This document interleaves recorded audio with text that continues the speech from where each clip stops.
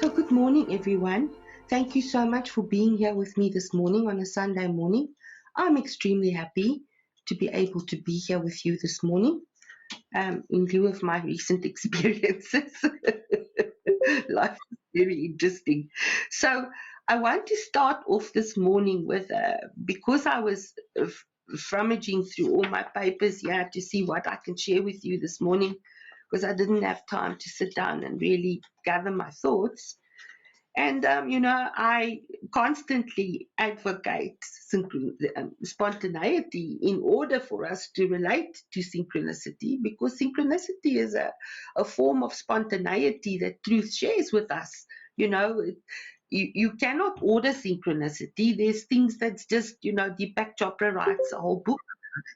So, it's a way of communication that one just cannot, Niv's, she coined the phrase, you cannot order this, because Nivsy loves to shop, especially on the internet. So she orders lots of things. Nivsy is the expert. If you want anything, you ask Nivsy. She knows the internet very well. So what I'm saying is that synchronicity is a language that truth speaks with you. And it only speaks that language with you, because the synchronicities that you will experience for your life will not be the same as the synchronicities that I experience for my life. But then there's a unity that happens when we all, because truth is consensus. When we're dealing with the truth, it's not about what you think or I think or your opinion versus my opinion and this hypothesis and that hypothesis and blah, blah, blah, blah, blah. No.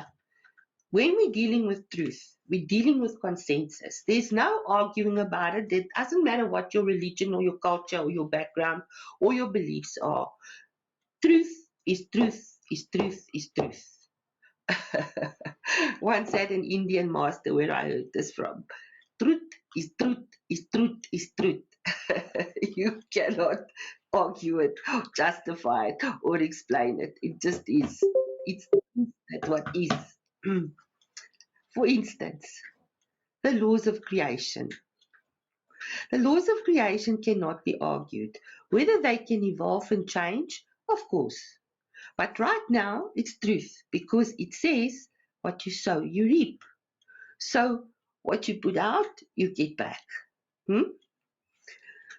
So first of all, we now need to start looking at the things that are inhibiting us, because we're now living in times where adjustment is required consistently and at such a pace that you can't think about it. You need to constantly be willing to adjust to a hyper changing society. It's like we're in hyper mode. You know, when they go into space in the Star Wars movies and they go hyper and then the thing goes zzz, and it's fast. It's a bit like that. So I found this writings from my teacher, John Jones. Now, he passed the December before COVID, so that would be 2019 December. He passed. He was very seriously injured in a road accident, which I don't know, traveling to his farm at 8 o'clock on a Sunday night. But anyway, he always claimed that he was with free energy devices and that he had found one that works very well, and he was looking for investors. So he wrote this piece for me many, many years ago. And actually, I don't even have a date on here. He just calls it Ramblings of a Country Bumpkin. And here is the statement, which I have always, and honestly, I see it for the first time. Here is the statement that I always quote about myself. You teach best what you need to learn most. You teach best what you most need to learn. And this is from the book by Richard Bach called Illusions. Richard Bach also wrote the book Jonathan Livingston Seagull and The Bridge Across Forever. And this one is by Richard Bach called Illusions, and it's in this book that he writes, "You teach best what you most need to learn." And that's so true for me. So here is my, he calls this the cage of logic. And for this, I need to remove my glasses because I don't see well with glasses over here. And glasses are needed to see you over there. Right. So logic is a good servant, but a very poor master. If we apply logic to mankind's purpose on this planet, we have to ask if there is a good reason for us to be here. The plant and the natural world will carry on just fine without us. Every other species has a function and a purpose for being here, which ultimately benefits the whole. Of all the species alive on the planet today, only mankind has the ability to have such a huge impact on his environment. We are led to believe that we are in fact the crown of creation. If so, why are we beset by so many apparently insoluble problems? Valid thoughts. He wrote this many, many years ago. I mean, he sent me this email probably about 15, 20 years ago because he was my teacher for a long time. Because it's important that when you have a teacher, that there's an ultimate respect and a dignity and an honor that exists between you, because it's by word of mouth teaching. It's sacred. Very few things on this earth that is still sacred. Most things have been desecrated. The fact is, we can have heaven on earth if we want it. The difficulty is, we will have to create it for ourselves. And standing in our way is what I call the cage of logic. Logic is at the same time our greatest hindrance and also our greatest help. Properly harnessed, it has already taken mankind to the moon and back and can do so much more. Unchecked, it will destroy us and our world completely. It is imperative that we all find a spiritual dimension to our lives that is not based in dogma.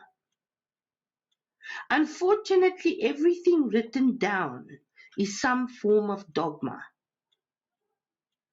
Even what is being written here now is a sense of dogma, since it is based on my ideas, my thoughts, my personal likes and dislikes.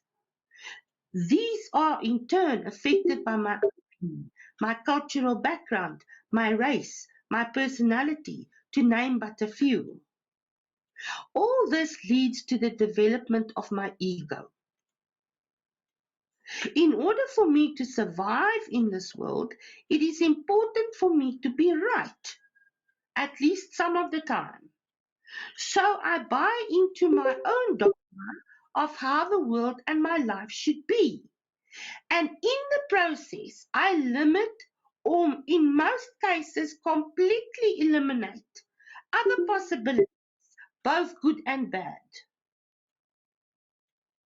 No one dogma is ultimately going to produce better results than the next one. We have to free ourselves from dogma altogether by freeing ourselves from the cage of logic.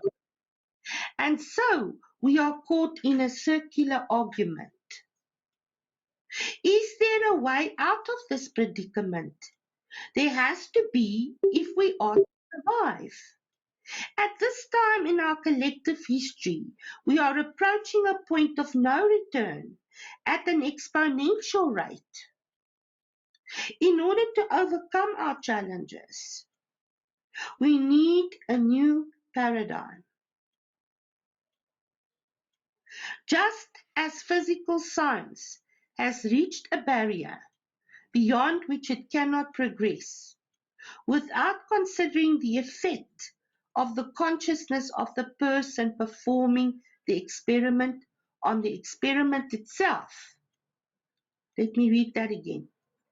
Just as physical science has reached a barrier beyond which it cannot progress, without considering the effect of the consciousness of the person performing the experiment on the experiment itself.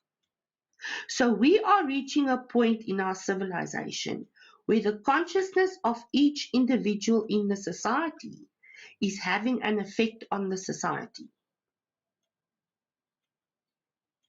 This implies that the individuals in the society will have to take responsibility for themselves and their thoughts and actions in order to affect the outcome of their lives as well as the destination of humanity and human society.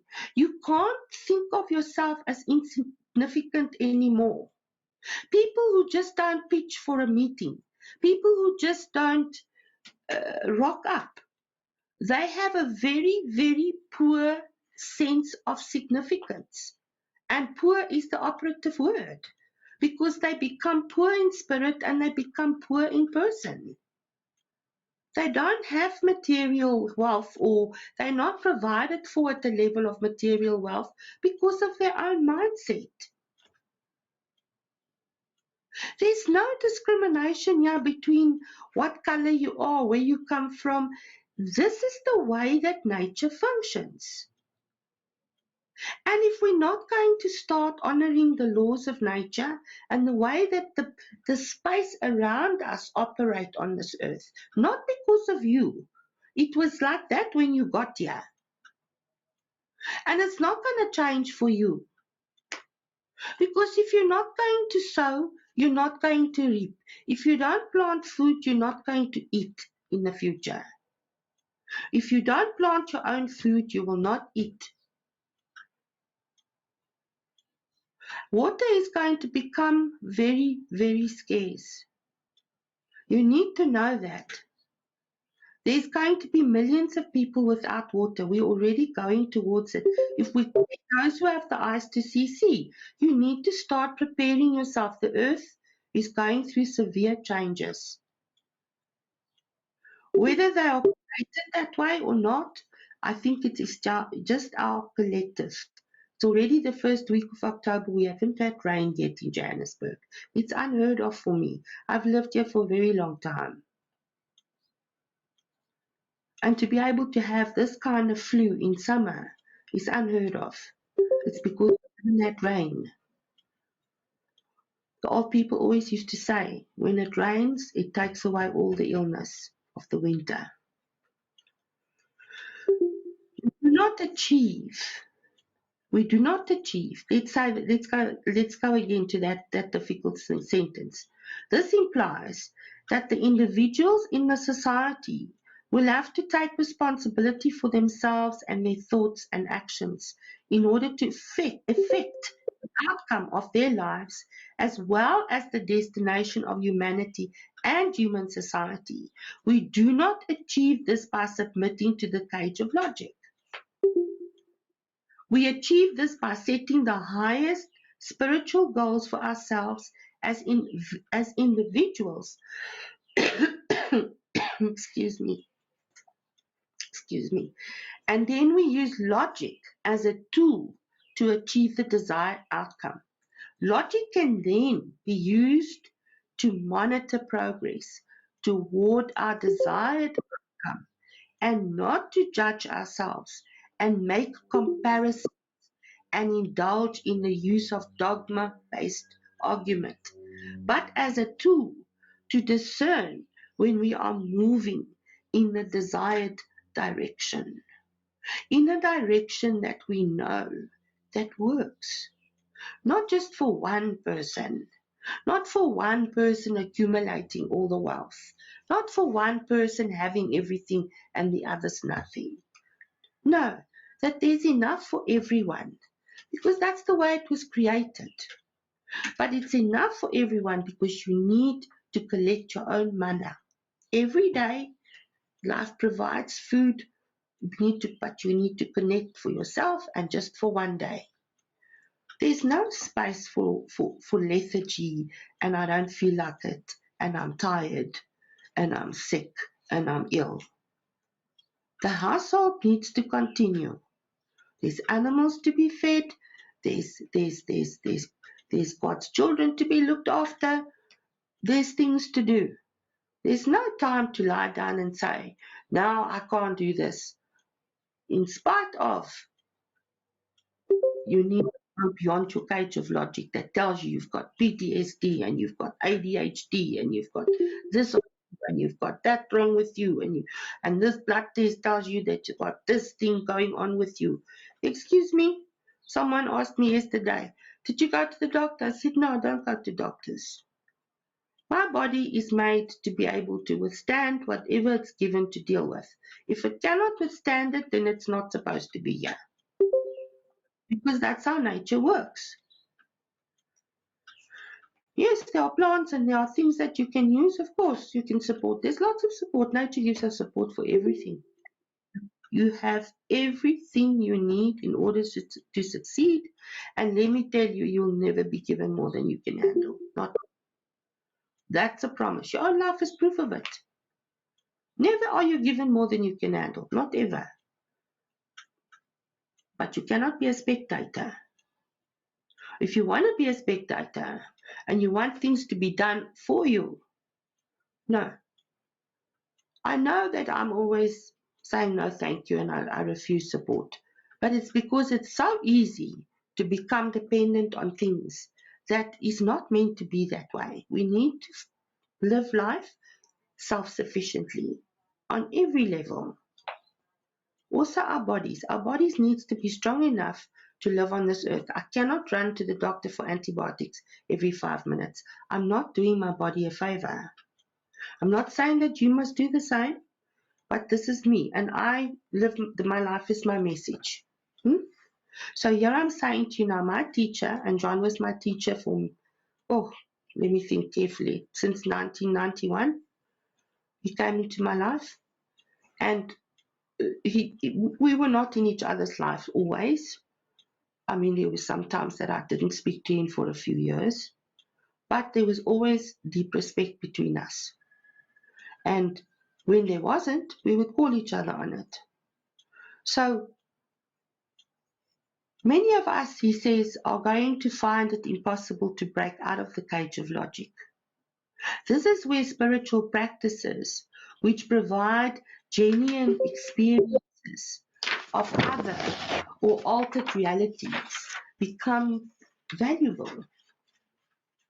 For many, the practice of firewalking has opened a crack in their reality. It has allowed them to consider an alternative reality, an outcome to the one being proposed by the conventional wisdom of Western society. We are in a state of undeclared war at the moment. Well, that was when this was written. There are those individuals and organizations who are trying to maintain the status quo. They see the coming changes as a threat to their power and prestige. Then there are growing numbers who are beginning to recognize that irresistible evolutionary change is at hand. We cannot resist it. It's irresistible and it's evolutionary. Change is at hand. Because one of the rules here, one of the creation laws here, is that everything works in cycles. And we are part of those cycles. Even our body, a woman's body has cycles. We are all subject to cycles here. So we need to start looking at those cycles. We need to recognize them and we need to manage them. And at the moment, it seems as if we're going into a cycle or we're still in a cycle of severe drought.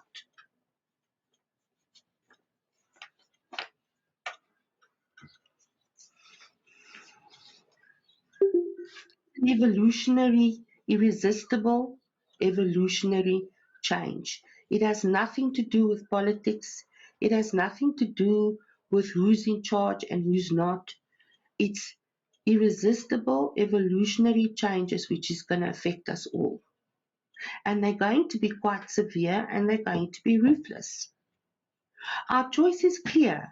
We can become engulfed and sink under the waves of the collective mediocrity of the current system of societal structure, you know, where you have to have, you must be an influencer. I saw a clip yesterday of a child who was on Dr. Phil. I don't watch Dr. Phil, but there was just a short clip. I think it was on something that came into my email. And this child was saying he doesn't have a relationship with his mother because she's not an influencer. And he doesn't want to be associated with anyone who's not an influencer on social media. That was an interesting conversation.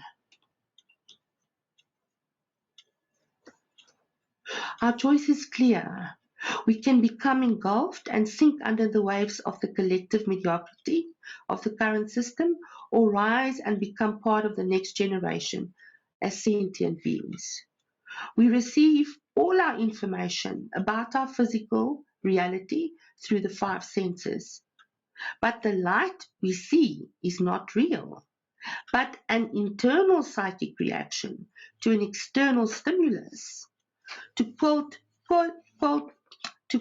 Walter Russell, the senses are electric.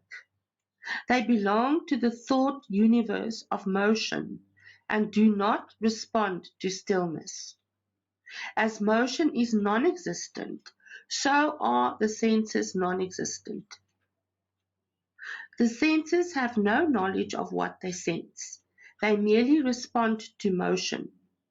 They only record the forward flow of time, not its backward flow. The senses can never sense the whole, but the conscious mind can know the whole. The senses have deceived man mightily.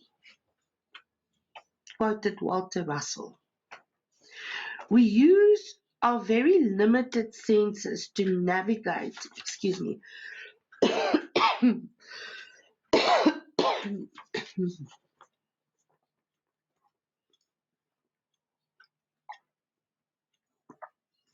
we use our very limited senses to navigate our way through this reality. And in so doing, we depend on them. And in the process, we become enslaved by the five senses. People become enslaved about feelings that they have in their body, whether they can be sexual feelings, they can be spiritual feelings, they can be meditating feelings, they can be, but it becomes an obsession that I must have it, otherwise I'm not functioning. The senses of the body are the ambassadors of nature at the court of man, the representatives of the elements of fire, sight, of air, which is hearing, of water, which is taste, and of earth, which is smell. And that's quoted by Percival. Our feeling nature is that of one's conscious self in the body, which feels. It feels the body, but does not distinguish itself as feeling from the body sensations that it feels. We live in a relative reality conditioned by our response to the information presented by the senses. In this way, each one of us creates our own reality. For example, mind corrects the information from the senses provided by inverting spectacles after a few days so that we can see and respond normally. The image is not dependent on the information presented, but instead with what the mind does with the information presented. And the mind always works by association. So your mind is going to fetch you something that is familiar. And the most powerful aspect of the work that I advocate and that I offer in the school is that you remember how to gain access to those parts of you. They are magnificent aspects of you that have been locked away by your cage of logic for a very long time because you trust only in your 5 physical senses. There's a life that happens beyond that. And when you can start discovering a life that happens beyond the 5 limited human senses, then you start living.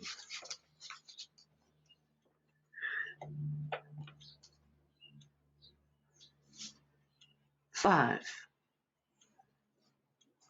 Melody Beattie, I think it's Melody Beattie, I always forget her name, wrote a book about 5 seconds. I think that the book's called 5 Seconds, that you can change your life. She always names 5 things, 5 senses, to go beyond the 5 senses. The senses of the body are the ambassadors of nature at the court of man.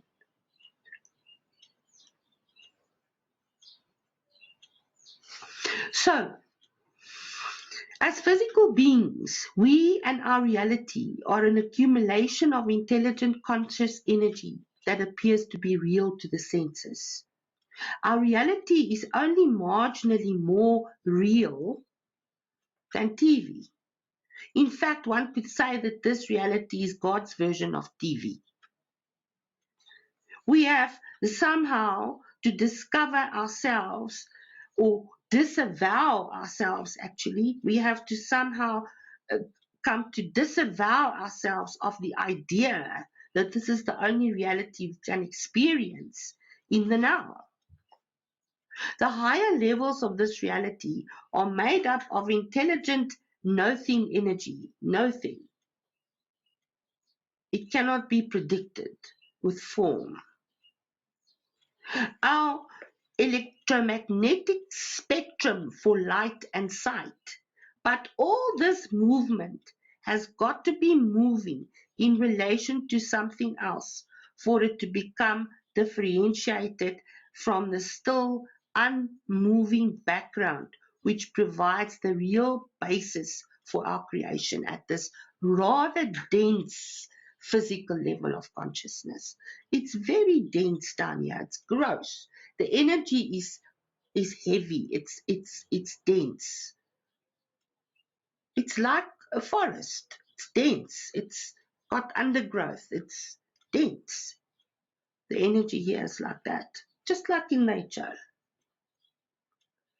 where there's some places where humans can't go. It's just too dense. This undetectable background energy is undetectable to the senses, but can be and is acted upon by the consciousness. As the saying goes, believing is seeing. We have forgotten that we once knew how to control this energy. I would use the word take charge of this energy for the benefit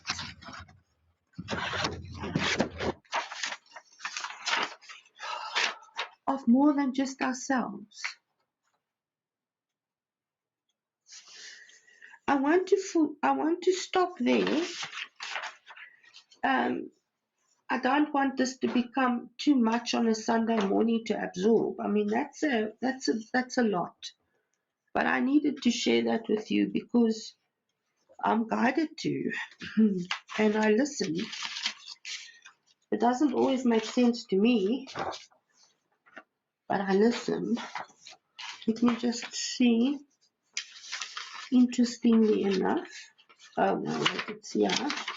Right, I was going to prepare a talk today on enthusiasm, but life happens while we are making plans, as they say in the classics.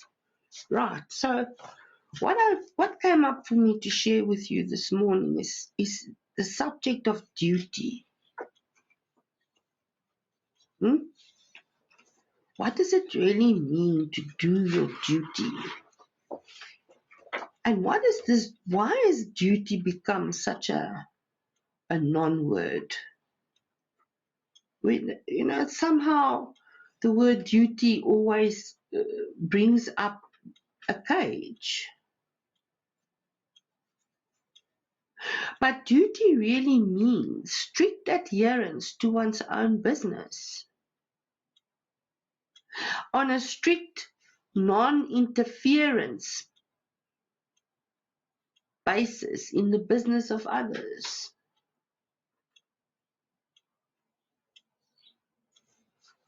And duty means that you have undivided attention. You're on purpose. Undivided attention. How do you become undivided? Is the next question. I really don't know when I wrote these notes, but they're old, and it's a copy, so I don't put dates and things on things, and so I can't tell you when I wrote this, but it just felt very relevant for this morning. How do you become undivided? The first thing that you need to ask is what causes you to become divided? Is it the sense of injustice that you are being forced to choose? Or not wanting to appear in a bad light? What causes you to become divided? Pleasing everyone?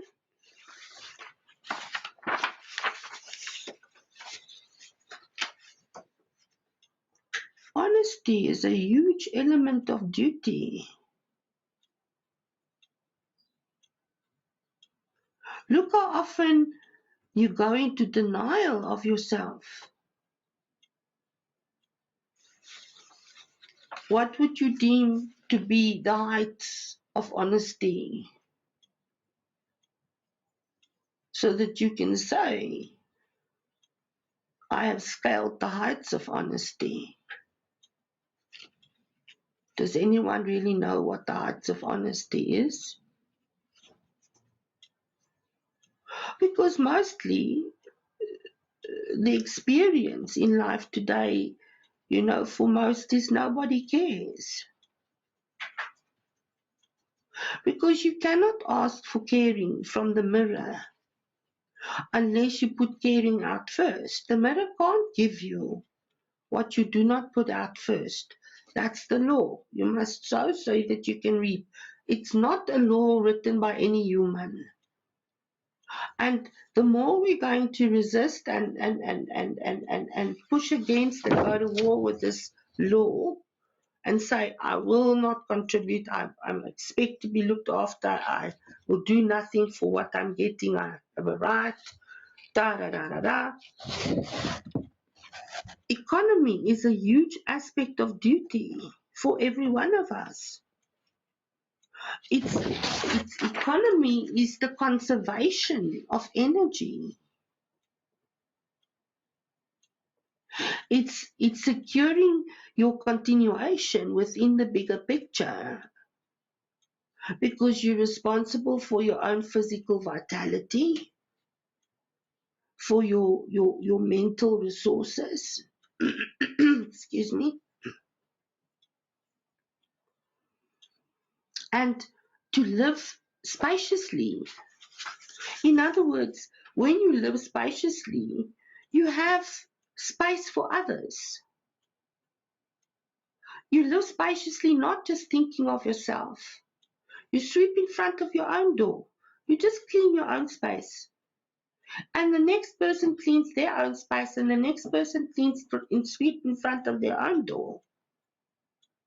And very quickly, we have a society that functions optimally with respect. And then our mental resources becomes very strong. Because in a society that functions well, just because each man And each woman and each child sweep in front of their own door, and they keep their own yard clean. And if they don't have a yard, then they keep their own shack clean. And they don't mess with rubbish and just, no. There's order, and there's no, it's not a place for rubbish and dirt. That's not what you become. Economy is a huge aspect of duty. It's the conservation of energy. Because economy is doing things simply. Doing things economically means that you make the best use of the resources that you have.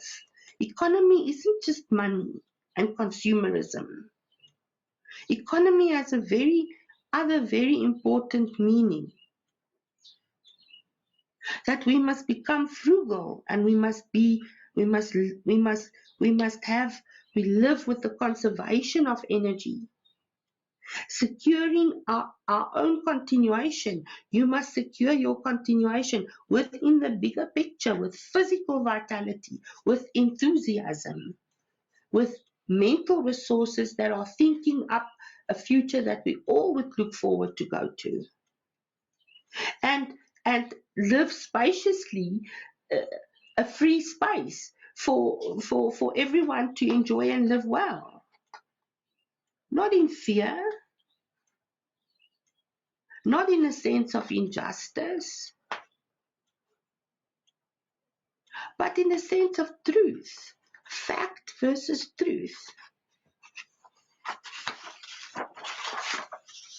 We all have an opinion, but when you deal with the facts, you also need to look at the truth, because the facts and the truth is not always the same thing. So when you look at your life and you look at your sense of duty as a spaciousness, not a cage of logic, as a spaciousness, as a free space to enjoy and live well. Not because you have this or you don't have this, or you have this partner, or you don't have this partner, or you have a partner, or you don't have a partner. Like Sadhguru says, it's about your ability to manage this organism, this cluster of information. It's not about what the outside can give you. It's about what you can do here.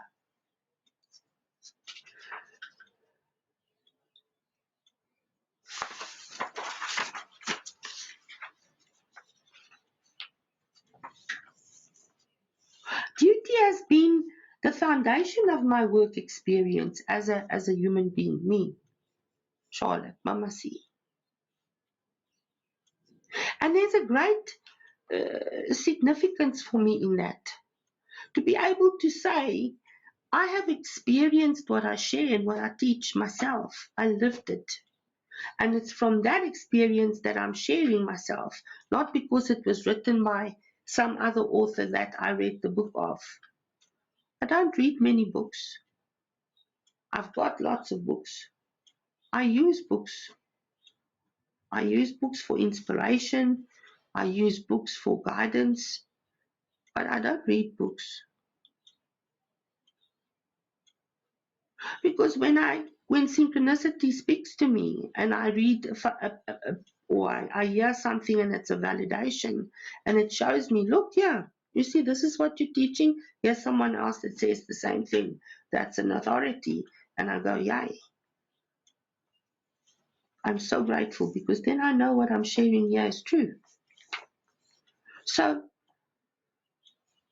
but there's a lot of demands when you make duty the foundation of your work experience.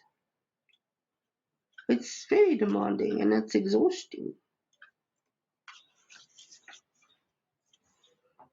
And sometimes for some people it drives them, they become so focused and so committed that it drives them.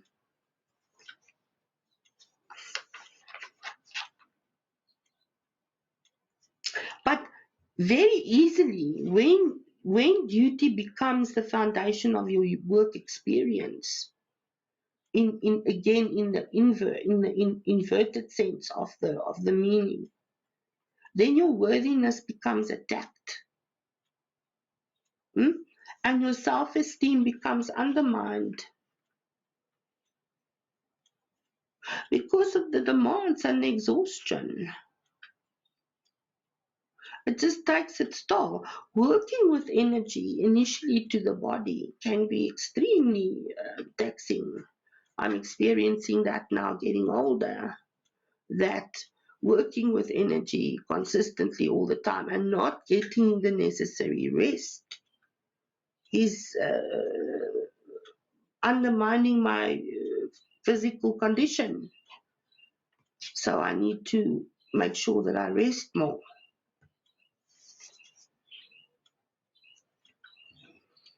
So you also see that people become withdrawn and they become depressed and some become very anxious because there is an anxiety that builds when you are constantly afraid of the future.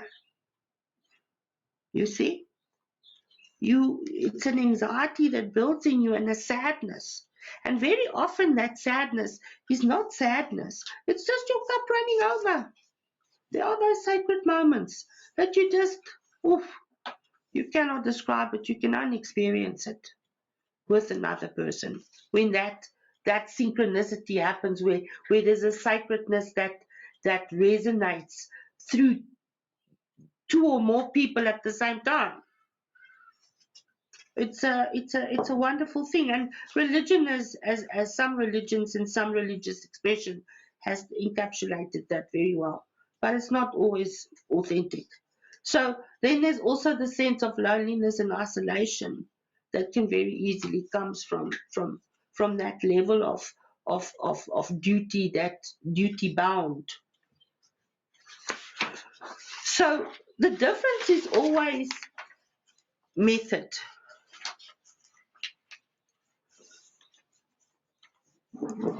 Now, everything here has a method or a formula or a program or a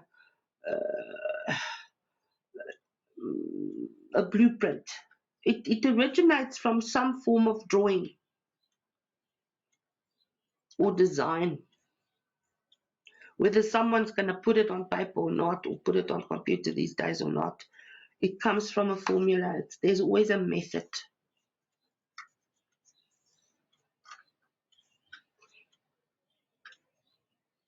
And the method is undermined by your need to justify. And we justify ourselves out of the method. And then we apply a context to something that is not applicable.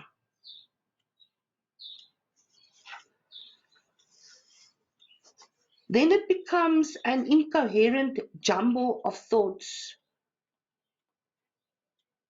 It's incoherent and it's a jumbling. I mean, it's you're grabbing at so many thoughts at the same time, busy analyzing, that the mind can't keep up to operate by association. Eventually, it becomes a little bit, entangled. Entangled is a word that is quite favored in psychology, I see these days.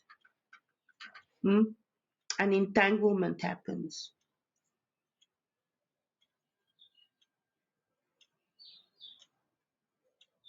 It's an incoherent jumble of thoughts. And in that incoherent jumble of thoughts, you go missing. You're not there.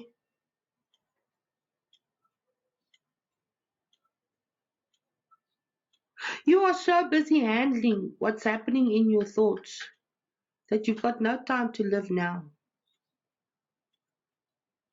You're either living in the past or in the future with your thoughts, thinking about how it's going to happen and what you're going to have to deal with and how bad it's going to be, depending on your state of mind. Very often you go into expectations and you have expectations of others and things in life, all the things outside of you, or expectations of yourself too, I suppose. And then you end up with disappointment because the expectations mostly equals disappointment. And I don't have expectations, but if you give me an expectation by making an agreement with me that you don't keep, then I take it very personally and I'm upset by it. And that's not an expectation. That kind of disappointment is a gift that I'm given because I was given the expectation. I didn't have it. So it's not necessary to go into an incoherent jumble of thoughts. You can very easily and very wisely discern the truth. But the truth is not easy to look at times because you need to actually look at yourself and say, what I'm doing is not okay. It's not giving me the result that I want. And I want to stop doing that. Because Edward de Bono says, and he's the greatest lateral thinker on this earth as far as I'm concerned, Dr. Edward de Bono.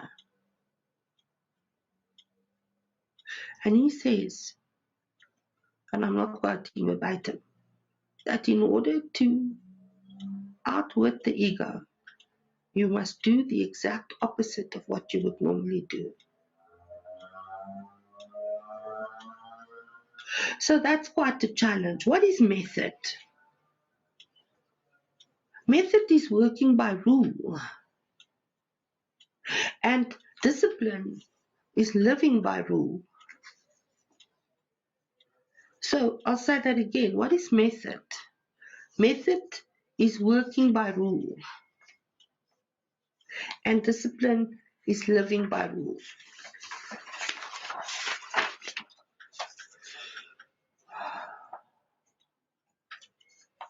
And only when you have mastered economy can you afford to be generous.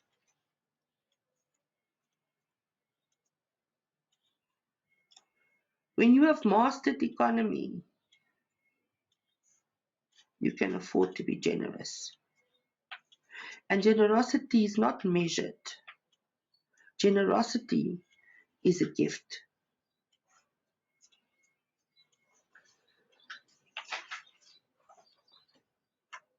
The next step after generosity is liberality. And liberality is such an interesting word. But liberality, when you share things liberally, when you share things liberally, it's a giving of thoughts, of deeds, of goodwill, and it begets noble. It has far-reaching influence when you master this process. Far-reaching influence beyond what your cage of logic can allow you to see. Because true actions is a consideration of others.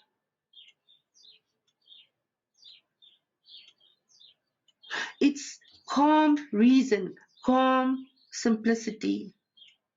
It's harmonious thought.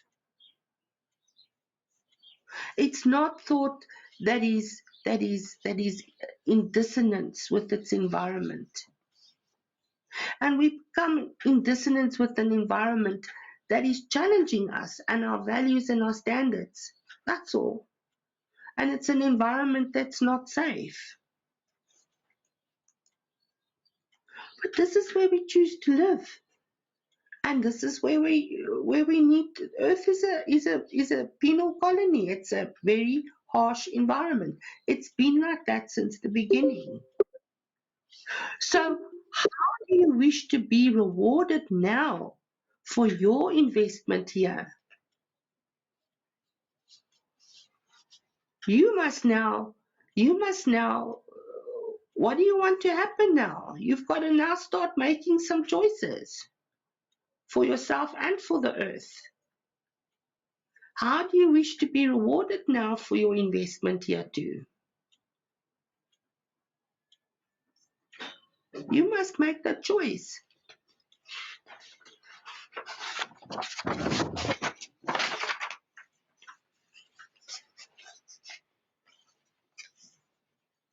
So every one of these are avenues of achievement.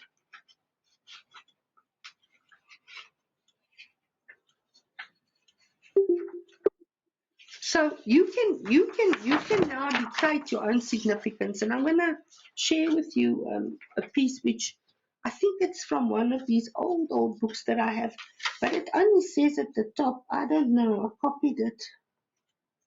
It's a copy. The most important person in the world.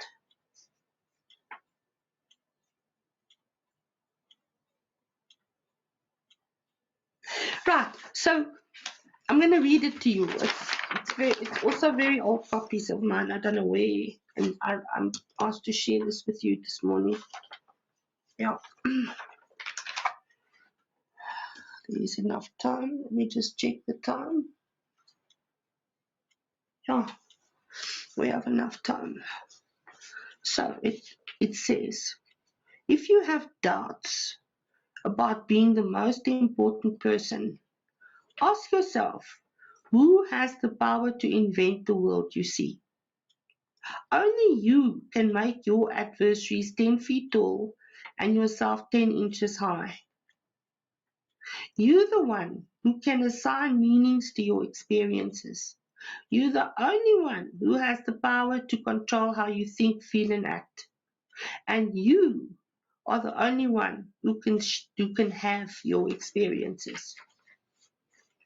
So the implications hereof is accepting that you're the most important person, and that and you're the most important person that has significant implications as far as owning your life goes. The first one, you have no need for comparisons. Comparisonitis, remember? If you know that you're the most important person, you have no need for comparisons. You no longer have to make the insidious comparisons that caused you to be depressed and envious. No matter what others accomplish, you'll always remain more important. Once you stop making social comparisons, you become independent of others' achievements. You become freer and lighter. Next, you stop demanding perfection from yourself. Once you realize you're already the king or the queen, once you realize that you're already the king or the queen, you don't need to be a slave to perfection. Perfection is only a pretender to the throne. You become independent from the tyranny of your unrealistic high standards. Once you're free of this excess baggage, you can move faster and farther.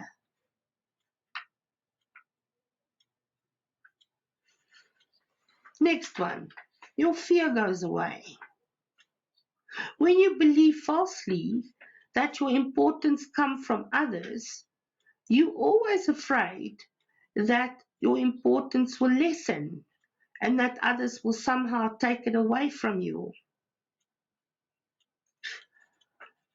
However, oops, I forgot to plug in my PC this morning. Excuse for that moment of interruption. Your fear goes away. I was going into fear thinking, what's happening here? Your fear goes away. When you believe falsely that your importance comes from others, you're always afraid that your importance will lessen, that others will somehow take it away from you. However, you can never, in reality, become less than the most important person in the world. Even if you're living on handouts and sleeping in a cardboard box, you're still the most important person who ever lived to you. When you choose not to tie your importance to others' opinions of you, people no longer have the whammy over you. You stop being a pleaser. You don't believe that you have to get the approval and recognition from others whom you believe are more important than you are. When you give your more power to others and hold them up as your betters, you become afraid to cross them. However, when you know you're the most important person, you're willing to stand up for yourself. You don't discount yourself or let others discount you because you have self-respect. Why do you have self-respect? Because you've earned it. You've lived in a way that you can respect yourself. Because when you respect yourself, it means that you uphold the consideration that you need in order to make this place work for other people. You must sweep in front of your own door. That's all. Keep your own yard clean. Keep your own house clean. And the next one, you'll stop trying to be a big shot. When you really believe you're the most important person, you stop going around trying to convince others how important you are. Bragging makes you feel less important and causes you problems with people. You know, arrogance. Once you realize you're already on top of the heap, that it's your birthright, you free yourself of having to try to impress others. Why would the most important person who ever lived need other people's worship?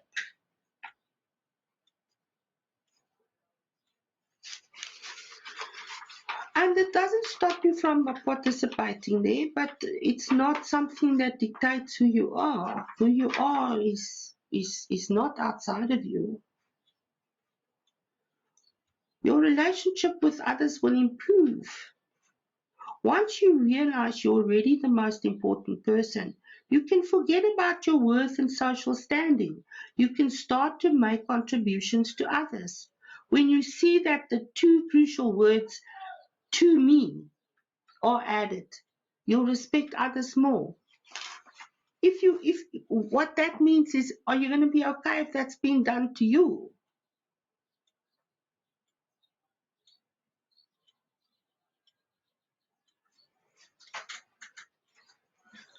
I hear some shouting in the street.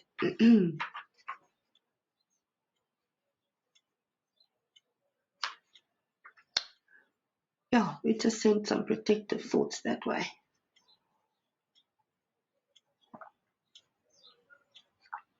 Our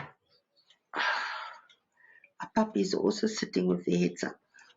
The little black one is especially alert. No, she's also a mouse catcher. She's caught so many mice already. So your relationships with others will improve. You start to realize that all people are the most important person in the world to themselves. And you stop trying to get them to think that you're more important than they are. You realize that if they believe this, they are kidding you and themselves. You become truly democratic and stop believing others are more or less than you. Your judgment goes away. Young, old, rich, poor, beautiful, ugly, each is still the most important person to him or herself. You feel equally at home with all people. You begin to operate in your own best interest. Seeking your importance outside of yourself sends you down blind alleys, like hero worship, expensive status items, workaholic behavior. You know that you can't become more than the most important person. You don't need more money. You don't need more success. You don't need more recognition to validate yourself. This frees you to work in your own best interest. You give your 100%. You do your best because that's what you can do. That's your ability. Willingness available capacity. And capacity is given to you by your ability. You have so much capacity. It frees you to work in your own best interest. When you give your best, it's what you sow in. You're going to reap that. You don't have to achieve to prove to others how important you are. You achieve because this is what you do for your own best interest. You achieve because that's what you're good at. It's because that's you worked flippin' hard to achieve like that.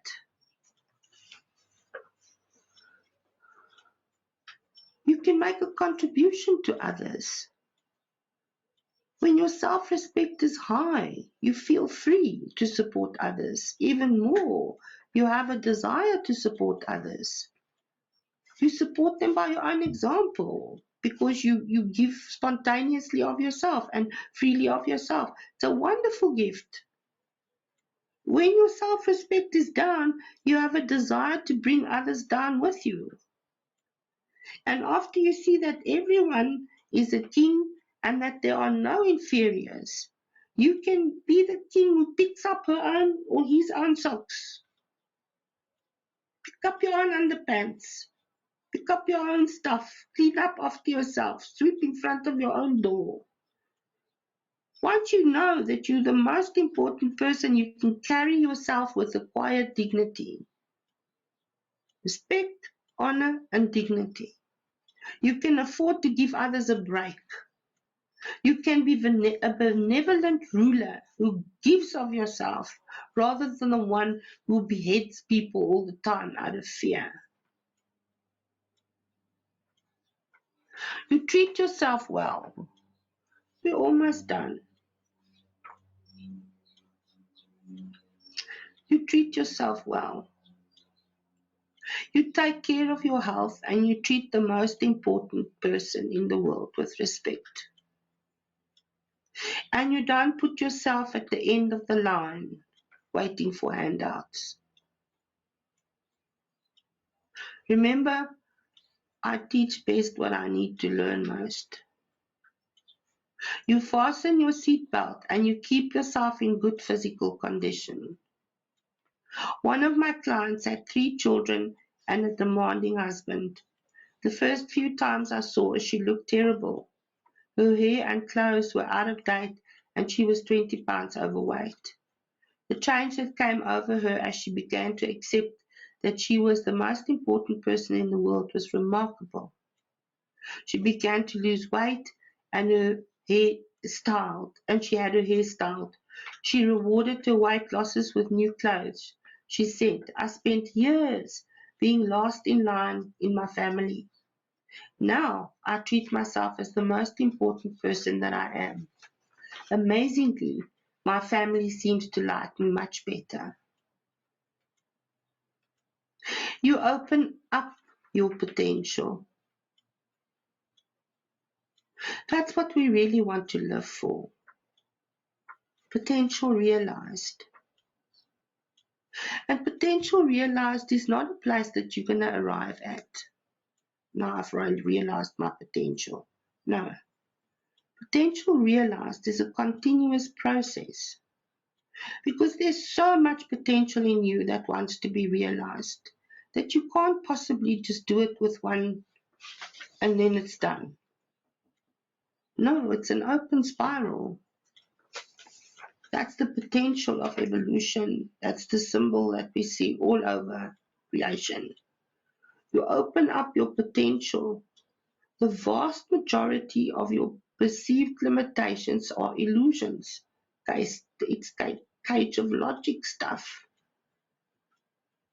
You place them on yourself because you don't realize your importance.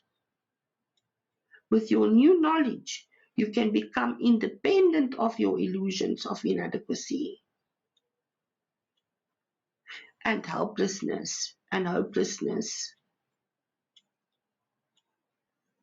You can become independent of your illusions of inadequacy, helplessness, and hopelessness. The illusions.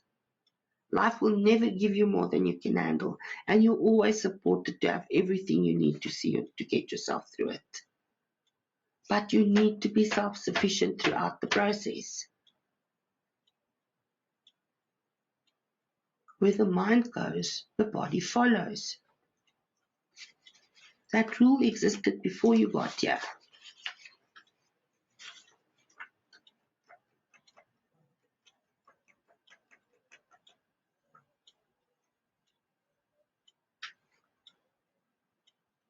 So I think that's what I'm gonna full stand with today. I want to conclude with that. What I want to say to you is that you are entitled to receive. And you're entitled to receive based on what you give. And I'm not saying that you must now give all your things away. I'm saying just give of yourself, of your energy to life spontaneously. Don't just be a spectator. Participate with spontaneity, being kind, being available, including yourself, doing things, become actively involved with the process of life. Because it's a process.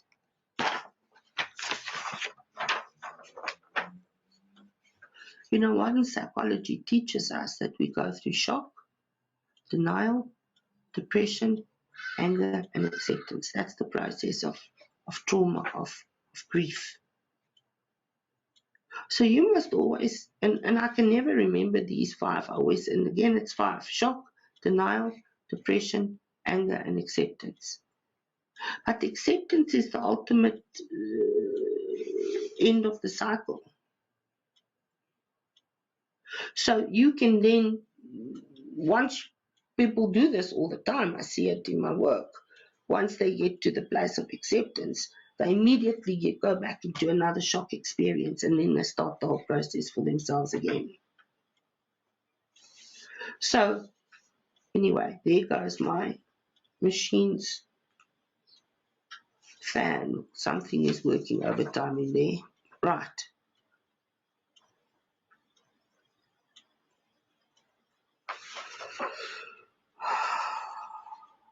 Yeah, so it's good to ask yourself, what stage are you on now? Are you putting yourself through these stages, or are you engaged fully?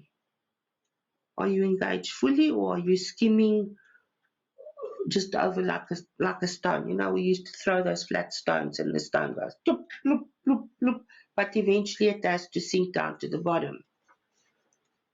So if you want to skip over things, it's okay, but eventually you're going to go right down to the bottom, and then you got to get out of the bottom, which is far more difficult. So shock, denial, depression, anger, acceptance. What stage are you now? Are you engaged fully, or are you skimming? Or are you living with scattered energy? Your mind by association is so busy because you are so busy, you're just living with scattered energy. Plus calm, simplicity, and a little bit of enthusiasm. One of the buzzwords at the moment is your saboteur. And you're supposed to have, as the opposition to the saboteur, you have a sage. It's the same thing, it's duality. But when you step into enthusiasm, duality has no space there. It's an amazing process. Thank you so much for your presence this morning. It was really nice talking to you. I suggest that you give yourself the gift of enthusiasm. And when you give yourself permission to live life with enthusiasm, and to give yourself permission to be pleasantly surprised. Because life really wants to be good to you. Life cares for life. But then you must honor the way that life dictates, the way that the laws of creation works. Because none of us are exempt of that. Thank you so much for being here today. I'm so grateful that I was graced the opportunity to come sit here with you this morning and bring you this message. And I want to say especially thank you to my teacher, John Downs, whom I know is listening and who's very impressed that I'm sharing his work. He always wanted to be able to be have his work shared with people. So there you go, John. I'll be sharing much more of your stuff that I can find. I wasn't always a good records keeper, and when I did keep records, they were normally removed. So have a wonderful rest of your day. Thank you so much for your presence. I'm just going to stop the recording.